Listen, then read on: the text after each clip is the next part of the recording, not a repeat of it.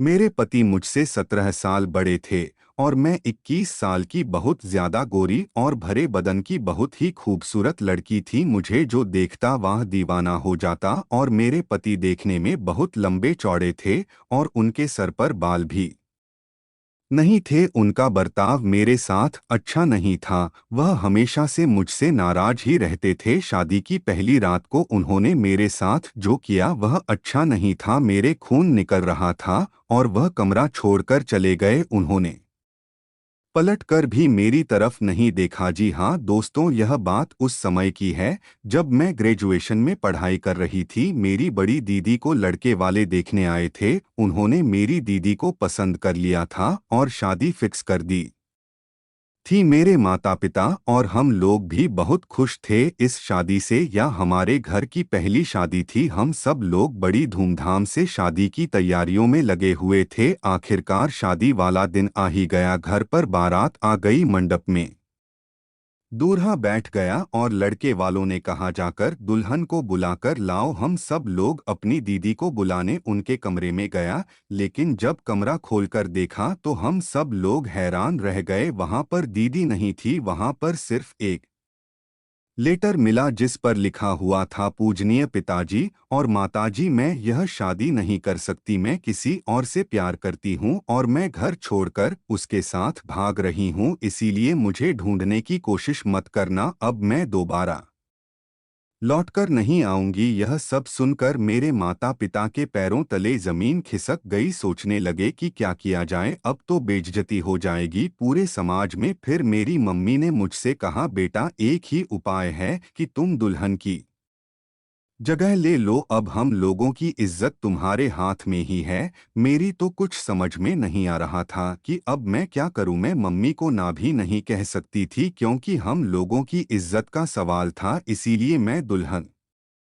के कपड़े पहनकर मंडप में बैठ गई और मैंने यह शादी कर लिया। मैं यही सोच रही थी कि जब दूल्हे को पता चलेगा तो क्या होगा। मैं घूंघट ओढ़कर अपने ससुराल में बैठी थी। रात को जब दूल्हा आया और उसने घूंघट उठाया तो पूछा, तुम तो उसकी छोटी बहन हो, तुम यहाँ क्या कर रही हो? जाओ तुम अपनी बड़ी बहन को बुलाओ। मैंने अपने पति को सब कुछ सच सच बता दिया। यह सुनने के बाद वह बहुत तेज गुस्सा हुआ और मेरे मुंह पर 2-3 थप्पड़ लगा दिया और मैं वहीं पर गिर गई। मेरे बहुत तेजी से खून निकलने लगा, लेकिन उसने मेरी तरफ ध्यान नहीं दिया और बहुत चिल्लाया और कमरा छोड़कर बाहर चला गया। मैं रात भर रोती रही और मैं कर भी क्या सकती थी। आखिरकार गलती हम लोगों की ही थी। ऐसा कई महीनों तक चलता रहा। उन्होंने कभी भी मुझे एक्सेप्ट नहीं किया। इसी कारण आज तक हम लोगों का कोई बच्चा भी नहीं है। मेरे पति बहुत अमीर थे, उनके पास पैसा दौलत सोना चांदी बहुत है,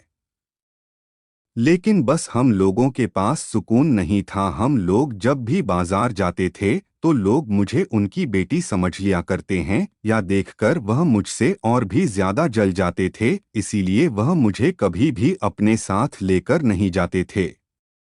एक दिन मैंने पड़ोस में एक लड़के को देखा जो मुझे घूर रहा था। मैंने जब ध्यान से उसको देखा तो यह वही लड़का था जो मेरे साथ मेरे क्लास में पढ़ता था। उसका नाम रोहित था। हम लोग कभी एक साथ बैठकर बात कर लिया करते थे। मेरे पति से तो मेरी हमेशा लड़ाइयाँ ही होती थी। पूरा मोहल्ला हम लोगों पर हंसता था और हम लोगों की लड़ाइयों को देखकर मजे लेता था, लेकिन केवल रोहित ही था जो मेरे दुख दर्द को समझता था। एक दिन मैं और रोहित घर के बाहर खड़े होकर बात कर रहे थे, तभी अचानक मेरे पति आ गए और उन्होंने हम दोनों को देख लिया। वह मेरे ऊपर बहुत चिल्ला रहे थे और मुझसे लड़ाई कर रहे थे। मैंने उनसे कहा कि मैं अब कभी उससे बात नहीं करूंगी, लेकिन वह मेरी बात सुनने को तैयार नहीं थे। बहुत जोर जोर से चिल्ला रहे थे जिसकी वजह से उनका बीपी बहुत हाई हो गया था। वह चिल्लाते हुए जीने की तरफ जाने लगे, तभी उनका पैर फिसल गया। वह जीने से फिसल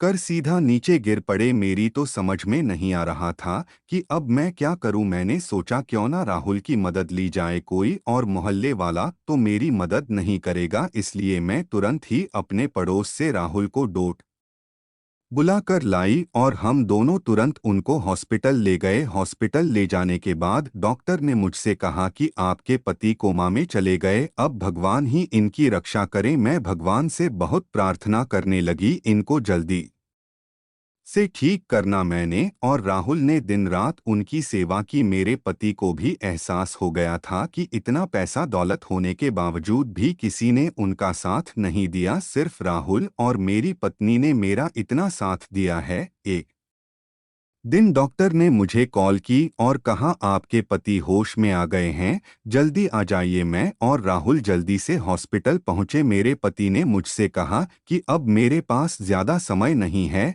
यह लो बक्से की चाबी, तुम और राहुल आपस में शादी कर लेना, मैं अब इस दुनिया से जा रहा हूँ, तुम लोग हमेशा खुश रहना। या कहते ही वह इस दुनिया से चले गए। हम लोग बहुत रोए और उनको अंतिम विदाई देकर अपने घर लौटे तो वह चाबी से हम लोगों ने वह बक्सा खोला तो हम लोगों के होश उड़ गए। उस बक्से में इतना सोना इतना चांदी था कि हम लोगों की 7 पुश्तें बैठकर खा सकती थी। मैंने और राहुल ने शादी कर ली, आज हमारे 2 बच्चे भी हैं। आज हम लोग मज़े से अपनी जिंदगी जी रहे हैं और बहुत खुश हैं। दोस्तों, अच्छे इंसान के साथ हमेशा अच्छा ही होता है। जिंदगी में आप सिर्फ भलाई करते रहिए, वह भलाई का फल आपको एक दिन जरूर मिलेगा। एक नई कहानी के साथ आपसे फिर मिलने जरूर आऊंगी। धन्यवाद दोस्तों।